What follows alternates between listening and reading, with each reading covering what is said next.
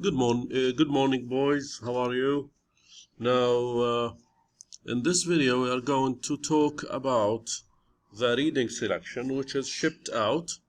And as you can see, the genre of it is historical fiction, which is something that is talking about an event in history. Now, the essential question is, how do different groups contribute to a cause?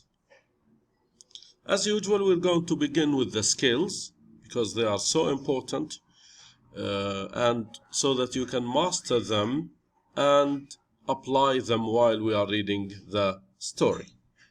The first skill is summarize. Now, summarizing is about knowing the main details, the main ideas, and summarizing is very important to know and understand the events of the story. Let's read.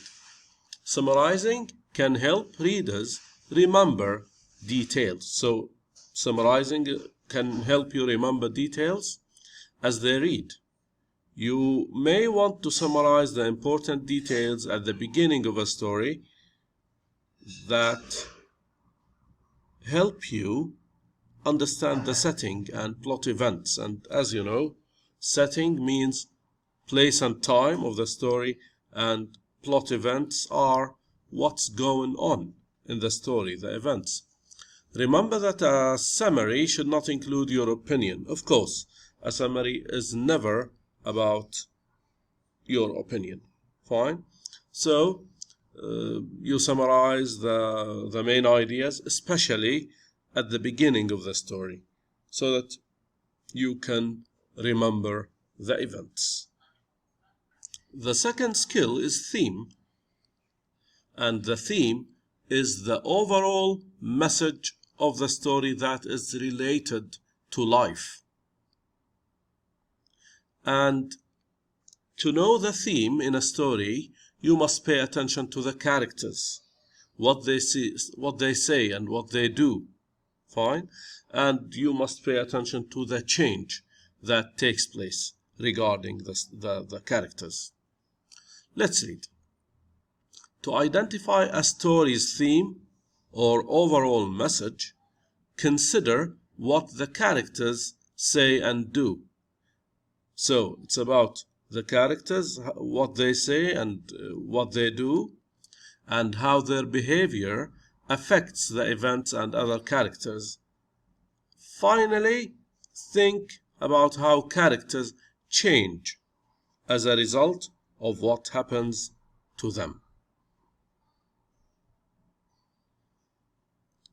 In Find Text Evidence, look on page 383 of Shipped Out. Libby, who is the main character, says that she feels like a prisoner of war at her aunt's apartment. This is because her father has gone to war and her mother has had to go to work. Libby feels her war efforts are not appreciated, but Aunt Lucia needs her help. These events will help me identify the theme. The genre of this reading selection is historical fiction, and the characteristics are the following. Features, events, and settings typical of the period in which the story is set. Fine. Features realistic characters who speak and act like people from a particular time and place in the past. May include flashback. And flashback is when you remember an experience that you had in the past. Fine. Of course, here the story is about World War II, which happened began in 1939 and ended in 1945. Of course, the characters are going to be typical of that period. The language, the accent, the clothes, everything is going to be typical of that period, representing that period. Okay? Now, let's read find text evidence. I can tell that Shipped Out is historical fiction. The first paragraph mentions a real event, World War II. In flashback, we learn why Libby, the main character, has to live with her aunt. Here we are talking about a vocabulary strategy, which is homophones. Now, homophones are words that are pronounced the same, but they have like different meanings, or they have different spellings. Let's read. Sometimes when you read, you come across homophones, or words that sound the same but are spelled differently and have different meanings. Surrounding words and sentences can help you figure out the meaning of a homophone. Like, look here, like war and war. War here means like to wear something, the past of wear. I wore my jacket because it was cold outside. And here, a war is a conflict. Like when you say, World War II was very tough. And here are some examples, some other examples. Need and knead, like when you knead the dough. Red and red, the color and the past verb of read. Sail and sail. Here sail when you sell something, and here sail, which is part of a boat or a small ship. Let's begin reading the story. Now, it is very important to understand the beginning of the story in the best way out there, because if you understand the beginning, you're going to find it easy to understand the middle and the end of the story. And as usual, in the beginning we are introduced to the characters, and we are introduced to the conflict and to the setting of the story. My name is Libby Kendall, and I am a prisoner of war. Well, not really, but some days it feels that way. Now, you can notice that the main character, Libby, used a metaphor when she said, I am a prisoner of war. Of course, she is not a prisoner of war, but she is comparing herself to one. So this is a metaphor. Just like my dad, I've packed up my things and shipped out. So we know two characters now, Libby and her dad.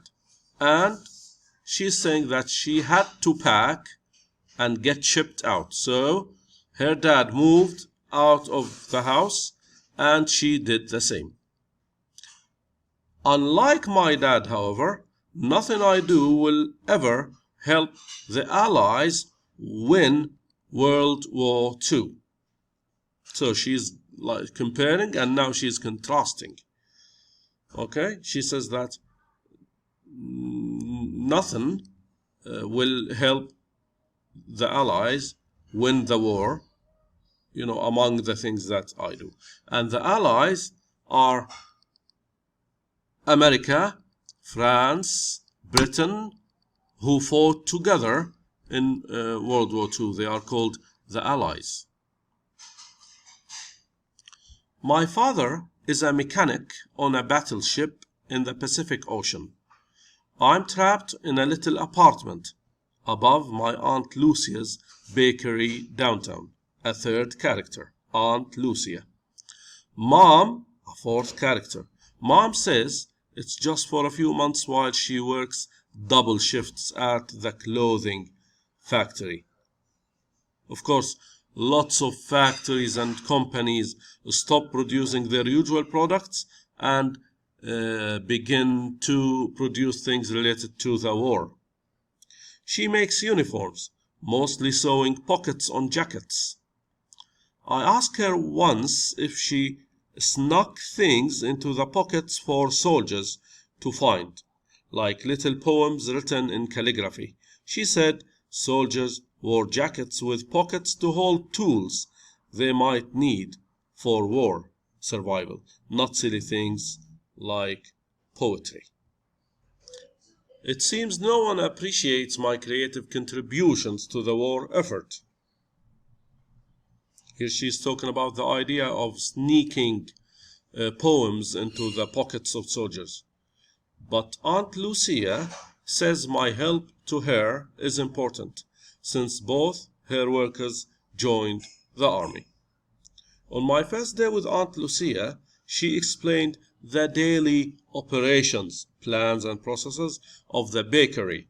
First, we get up before dawn to knead the dough. Next, we bake breads and muffins. Then, while I help customers, Lucia makes cakes and cookies for sale in the afternoon. Whenever the phone rings, she races from the back room to intercept the call. She's always worried that it might be bad news, so she wants to be the first to hear it. After dinner, Aunt Lucia invites neighbors over to listen to the radio. Some are immigrants from a wide diversity of backgrounds. Lucia and others help translate the news into several languages for everyone to understand. I always listen closely for any bulletin about fighting in the Pacific. Look at the photo. Look at the faces. They are all upset. It's wartime. And look at the man with the newspaper in his hand. And look at this old radio. They are all concerned about war. And they are all waiting for news, whether bad or good. I remember how intently my parents read reports about the war, which I rarely understood. You can notice that the point of view used in narration is first point of view, right? I, the one who is telling the story, is the main character. They often whispered to one another, and I'd shout out something like, "Speak up! I can't hear you!" They'd frown and leave me alone to talk in private. Of course, nobody wants to talk about killing and death in the presence of a child. Right, boys? One night they came into the living room and turned off the radio. At first I was angry, but they had serious expressions on their face.